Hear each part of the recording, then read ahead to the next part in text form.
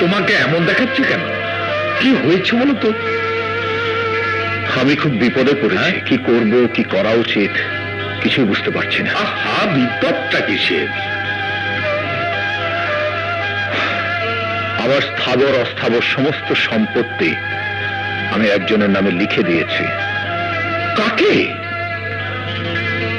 আমাদের টেক্সটাইল মিলের কেয়ারটেকার আসাদের সন্তানের নামে। কেন? তুমি তো জানো কাজলের কোনোদিন মা হওয়ার সম্ভাবনা ছিল না। আসাদের সন্তানকেও যখন বুকে তুলে নিল তখন আমি আমার সমস্ত সম্পত্তির নামে লিখে দিয়েছি। বেশ করেছো, এবার দলিলটা দাও, ছেড়ে ফেলি। না না বাবুর ভাই, দলিল ছেড়া বা বাতিল করা আমার উদ্দেশ্য নয়। আমি চাইছি সম্পত্তিটা ওদের দু ভাইয়ের মধ্যে সমানভাবে ভাগ করে দিতে। কিন্তু মুশকিল হলো দলিলটা আসাদের কাছে। তুমি বরং ওকে বুঝিয়ে দলিলটা নিয়ে এসো। পাগল হয়েছো তুমি? ও যদি জানে তোমার নিজের সন্তান হয়েছে তাহলে এক্ষুনি এসে পুরো সম্পত্তি দখল নিয়ে তোমাকে সোজা রাস্তায় নামিয়ে দেবে।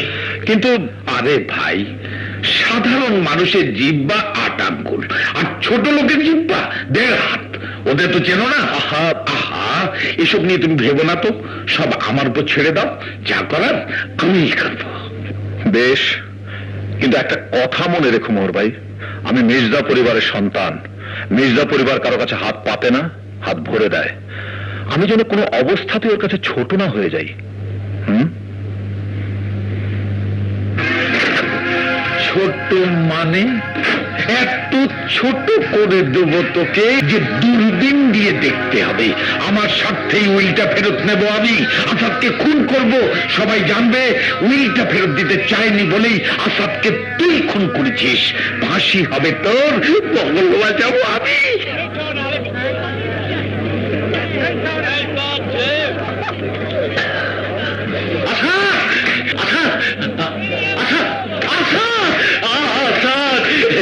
এই যে 30 লক্ষ টাকা। 30 লাখ টাকা? হ্যাঁ, কাগজের সাথে নম্বর মিলিয়ে দেখেছি। নম্বরে নম্বরে নেই কোনো ভাগ, লাগিয়ে গেছে 30 লাখ। আশা একখান মাত্র টিকিট কিনেছিল তার ছেলের নামে, সেই টিকিটে ফার্স্ট প্রাইজ 30 লাখ টাকা। তোর আশার মতো কপাল কজনের আছে বল? নে,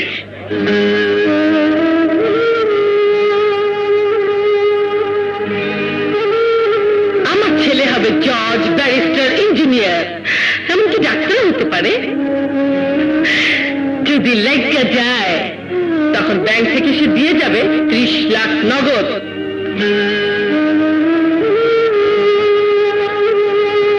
বাসায় চল, কাল খুব ভোরে টাকা আনতে ঢাকায় যেতে হবে না? চল চল। দাঁড়া, তোর বউ মরেছে, ছেলেটাকে মালদার পার্টির কাছে মাল পেয়ে বিক্রি করেছিস, তোর আবার অভাব কিসের? দে টিকিটটা দে। আমার আশার স্বপ্ন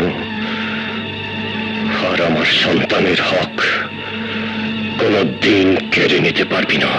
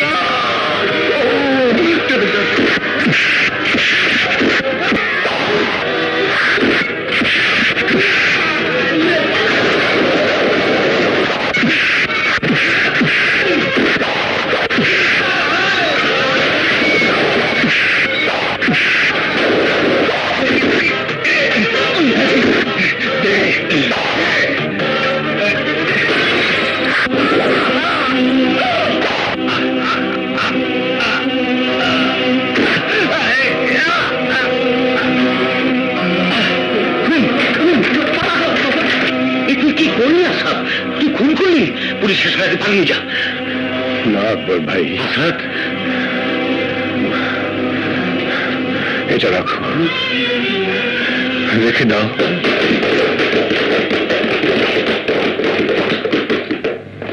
হ্যাঁ, অ্যারেস্ট হিম।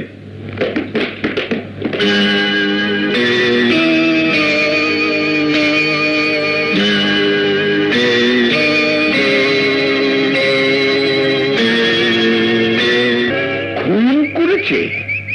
আসাদকে পুলিশ ধরে নিয়ে গেছে? হ্যাঁ, আজ সকালে কোর্টে চালান করে দিয়েছে।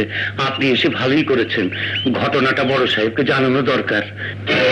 খুন করেছে? হ্যাঁ যাবজ্জীবন কারাদণ্ড হয়ে গেছে?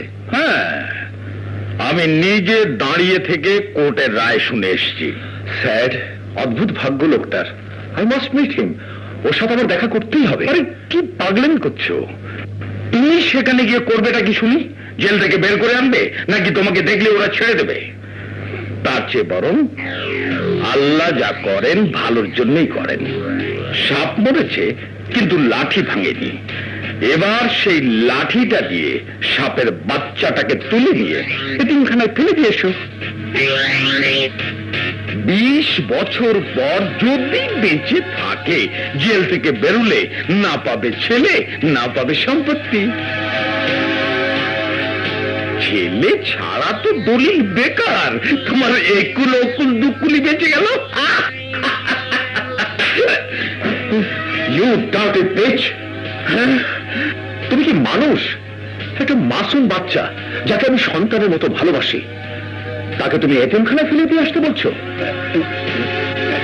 আরে আমি তো তোমাকে চড় মেরেছি। কাজল শুনলে তোমাকে জুতো পেটা করে বের করে দেবে। নাও আউট, আউট!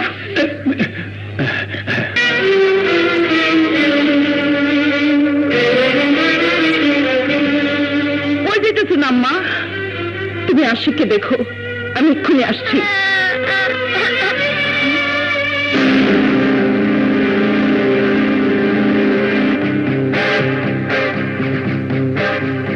জলদি স্টার্ট দে।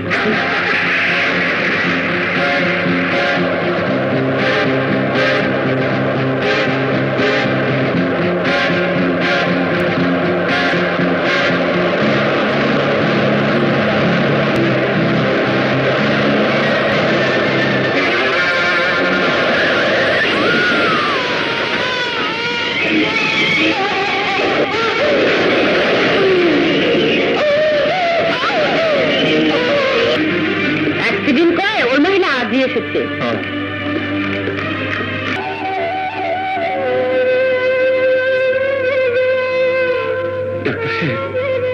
ওর জ্ঞান এখনো ফিরছে না কেন? উপরওয়ালাকে ধন্যবাদ দিন, এখনো যে উনি বেঁচে রয়েছেন। ধৈর্য ধরুন, জ্ঞান এসে যাবে। পেশেন্টের একটা সিটি স্ক্যান করা দরকার। Okay sir. আসুন।